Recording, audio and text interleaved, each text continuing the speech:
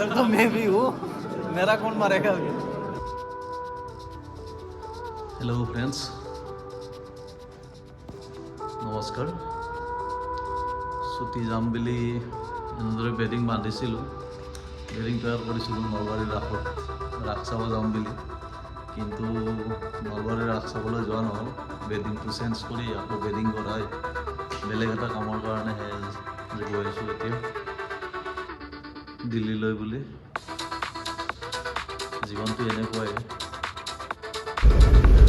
তো নিজৰ বাবে এনেদৰে কিছু কষ্ট কৰি আছোঁ নিজক কিবা এটা কৰাৰ কাৰণে নিজৰ এটা চিনাকি ধৰি ৰখাৰ কাৰণে কিন্তু কেতিয়াবা মনে মনে ভাব হয় ইমান কষ্ট কিহৰ বাবে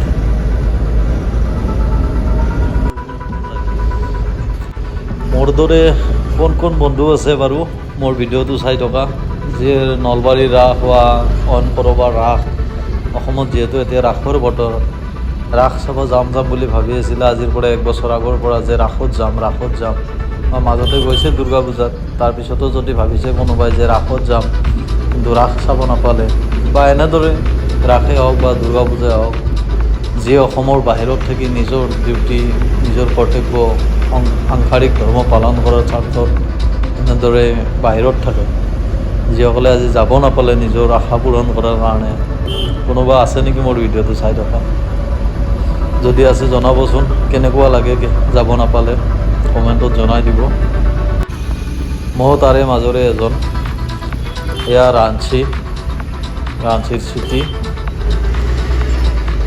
ইয়াৰ পৰা গৈ আছোঁ দিল্লীলৈ বুলি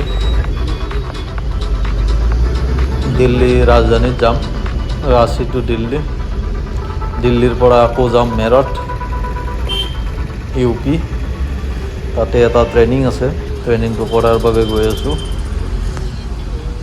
তো কেনেকুৱা লাগিছে ৰাঁচি এতিয়াতো দিল্লীৰ প্ৰদূষণ বহুত জানে আপোনালোকে নিউজত টিভিত বা যেনে দিল্লীত আছে জানে বহুত দিল্লীৰ প্ৰদূষণ তো কিন্তু ৰাঁচিৰ হাৱা কিন্তু বিলকুল চাফ আমাৰ গুৱাহাটীত কৰিও চাফ যেন লাগে কিন্তু গুৱাহাটীত কৰি চাফ নহয় কিন্তু বৰাবৰি অলপমান গুৱাহাটীৰ হাৱাটো অলপ চাফ ৰাঁচিত কৰি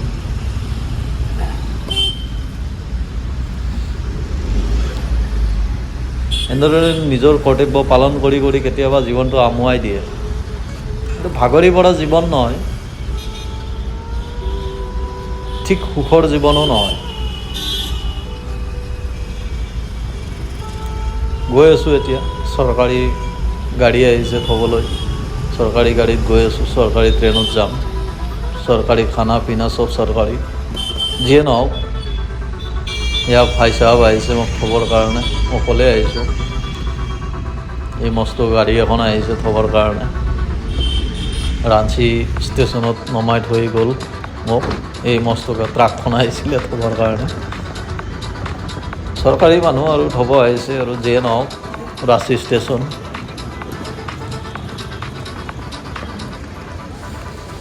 ইয়াৰ পৰা ভিতৰত যাম ৰাজধানী আহিব 6:10 ৰাজধানী আছে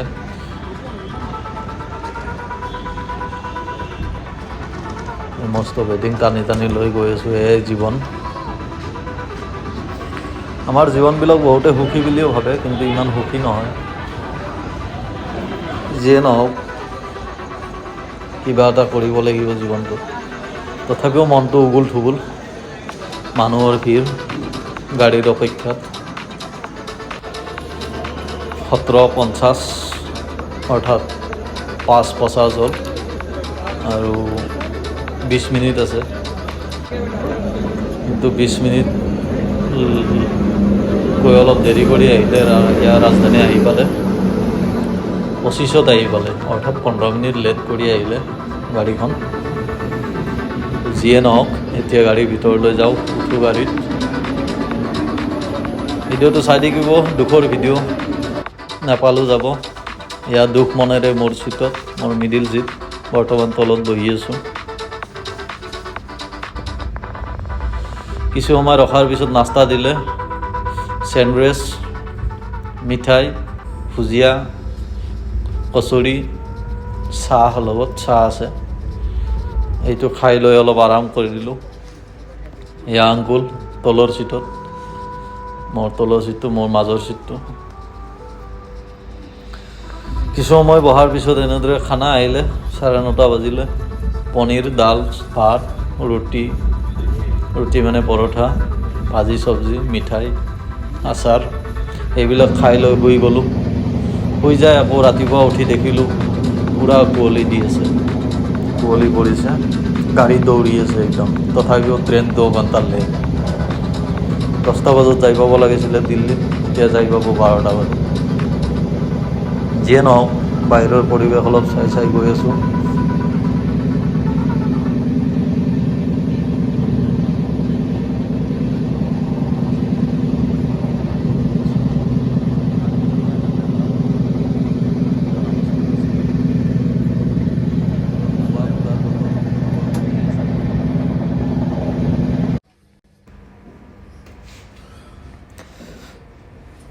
নামিব ধৰিছে চব, ট্ৰেইন লেট কাৰণে অলপ চিন্তাত আছে সকলোৱে। যিয়ে নহওক ট্ৰেইনৰ পৰা নামিলোঁ। এতিয়া নামি মস্ত বেগটো লৈ চিৰি বগাই বাহিৰলৈ যাম। এতিয়া মস্ত বেগটো উঠাই ল'ব লাগিব চিৰিত। ইলেক্ট্ৰিক চিৰি বৰ্তমান বন্ধ হৈ আছে।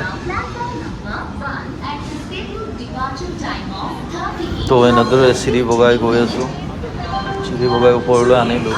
এতিয়া ওপৰলৈ গৈ আছোঁ ফুটব্ৰিজেৰে।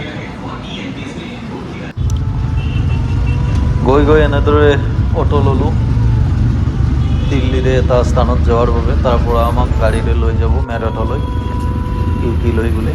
এয়া দিল্লীৰ হাৱা দেখাত অলপ চাফ যেন লাগিছে যদিও বহুত ধূল।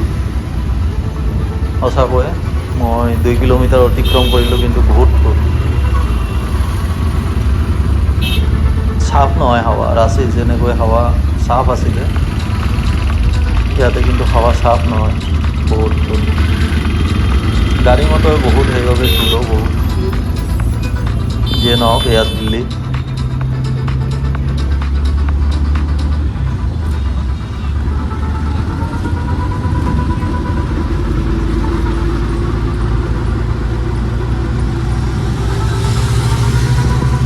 গৈ আছোঁ নিজৰ গন্তব্যস্থানলৈ বুলি।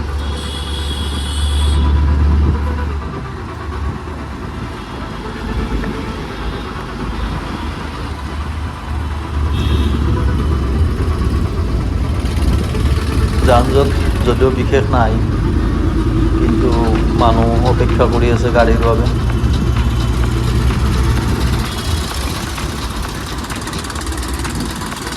তো এনেদৰে গৈ নিজৰ গন্তব্যস্থান পালোঁ। তাৰে পিছত কিছুদিন পিছত, মানে 2 দিন পিছত এয়া আমাৰ মিছন, যলৈকে যাম। এয়া মোৰ পাৰ্টীৰ সহযোগী।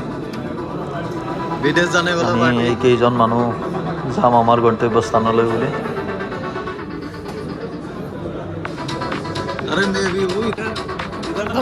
তো মই ভিডিঅ'টো বনাই আছিলোঁ, এইবাৰ মই আহি দেখুৱাই দিলোঁ।